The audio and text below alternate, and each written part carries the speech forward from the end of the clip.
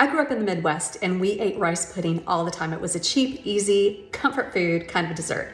Now my Mexican friends have their version of rice pudding and my Indian friends have their version of rice pudding, and they happen to be celebrating Diwali about now. So what better way to offer up a delicious, sweet, multicultural comfort dessert other than rice pudding? Here is my quick and easy version of rice pudding that's creamy, decadent, and totally dairy-free. Check it out. So I have half a cup of rice in here, and I'm using jasmine rice just because I really like it for this. And then we have a can of full-fat coconut milk going in.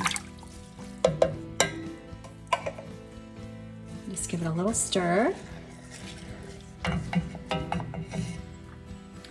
And these are the seeds of about 3-4 cardamom pods that I just crushed. And I want to put those in. That's going to give me a gorgeous cardamom flavor that I absolutely love in this. And then I just need to let this cook down for maybe 8 minutes.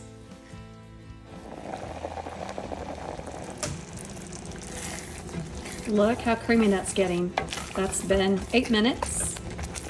I'm gonna give it a quick stir, and I actually turned off the heat. Then I wanna add in my vanilla. There we go. And then a tiny bit of honey for sweetness. I just actually want maybe a tablespoon. I don't like this terribly sweet. And if you want, you can add dried fruits, which also helps. And then here's my secret ingredient, which is like pistachio butter. And just a big spoonful of this is gonna flavor it up. And this is sweet too, so.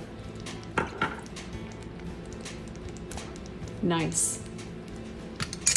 And then stir. I'm gonna let it cool just slightly before I serve it. This is really good. Yum. Yum, yum.